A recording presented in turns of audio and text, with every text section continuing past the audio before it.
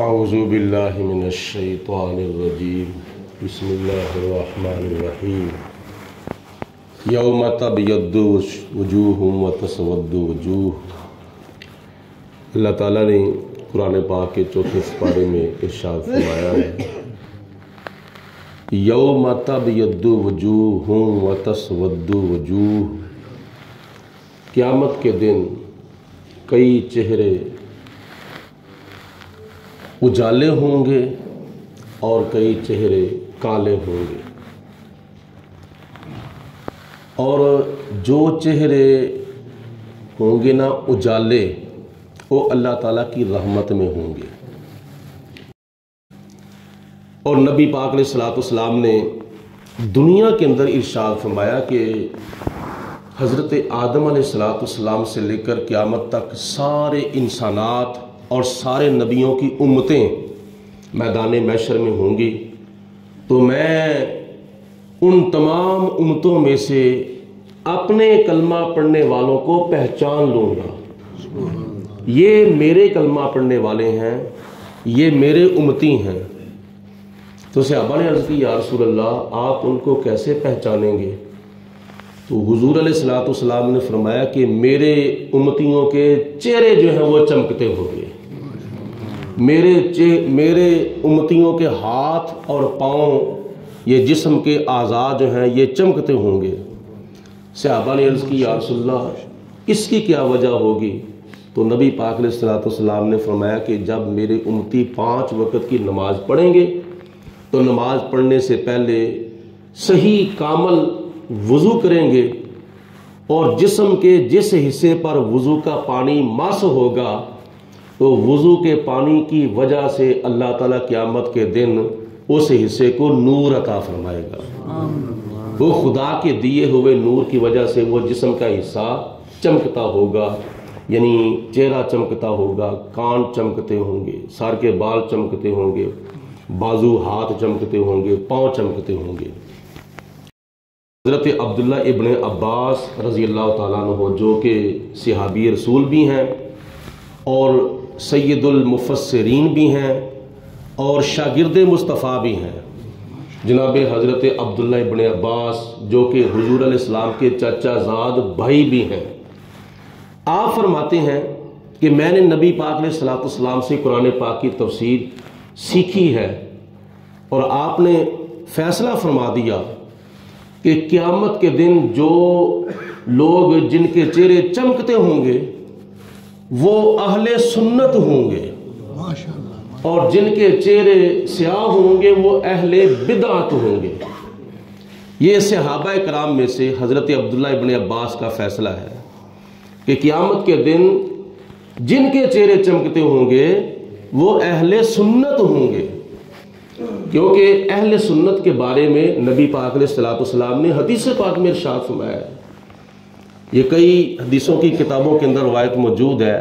کہ حضور علیہ الصلوۃ والسلام نے ارشاد فرمایا کہ قوم بنی اسرائیل کے 72 فرقے ہوئے تھے اور میری امت کے 73 فرقے ہوں گے، ان میں سے کلہم فی النار، وہ بدعقیدگی کی وجہ سے، بدعملی کی وجہ سے جہنم میں جائیں گے، الا ملۃ واحدہ، سوائے ایک کے، کلہم فی النار، وہ بدعقیدیوں کی وجہ سے، بے ادبیوں کی وجہ سے جہنم میں جائیں گے۔ تو صحابہ نے عرض کی یا رسول اللہ جو الا ملۃ واحدہ ہے، ایک نہیں جائے گا، وہ جنت میں جائے گا، اس کی نشانی کیا ہے؟ صحابہ نے عرض کی یا رسول اللہ، قالوا من ہی یا رسول اللہ، یا رسول اللہ وہ کون سا فرقہ ہے، وہ کون سی جماعت ہے، وہ کون سا گروہ ہے جو قیامت کے دن جہنم میں نہیں جائے گا بلکہ جنت میں جائے گا؟ تو حضور علیہ الصلوۃ والسلام نے فرمایا ما انا علیہ و اصحابی، وہ مسلک جس کے اوپر میں ہوں اور میرے صحابہ ہیں،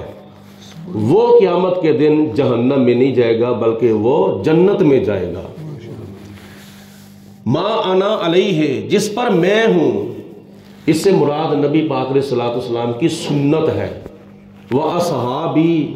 اور جس پر میرے صحابہ ہے، صحابہ کرام سے مراد جماعت ہے،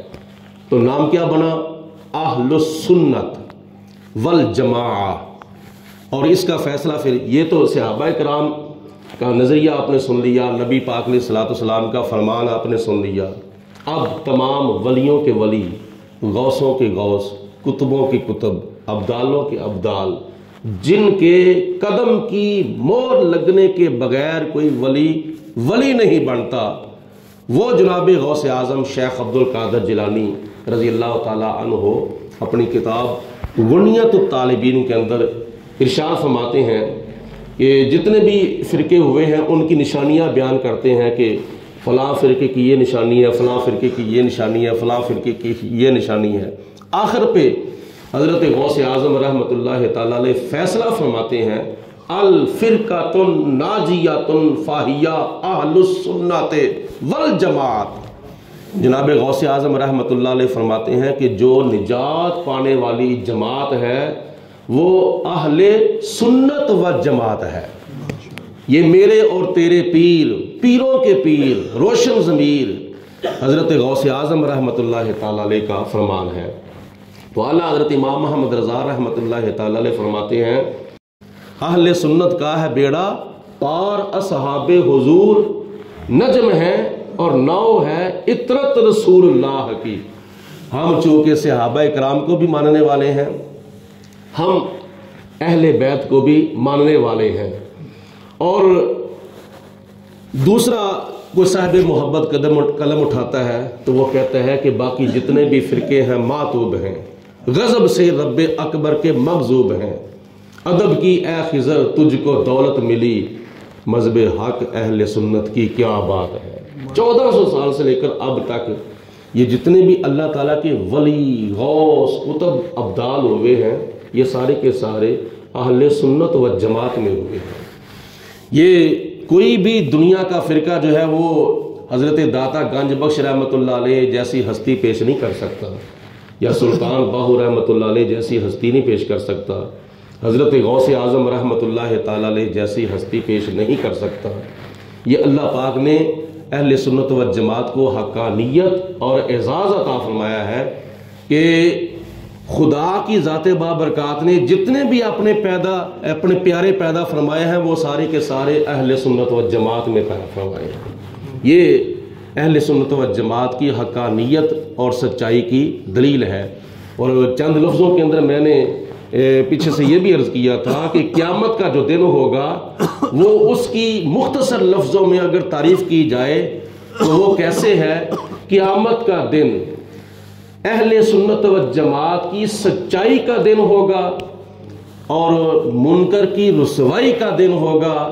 اور نبی پاک علیہ الصلوۃ والسلام کی عزت افزائی کا دن ہوگا۔ اللہ پاک کی ذات بابرکات ہمیں مرتے وقت کلمہ پڑھنا نصیب فرمائے، اور دنیا کی چند روزہ زندگی ہمیں نبی پاک علیہ الصلوۃ والسلام کے عشق و محبت میں گزارنے کی توفیق عطا فرمائے۔ وآخر دعوانا ان الحمدللہ رب العالمین، الصلاۃ والسلام علیکم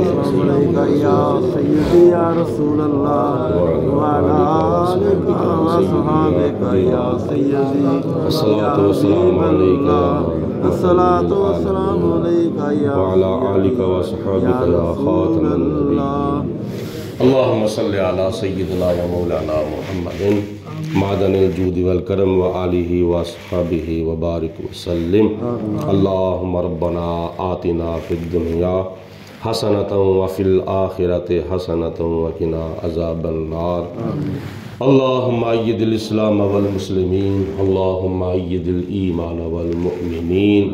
لا الہ الا انت سبحانک انی کنت من الظالمین۔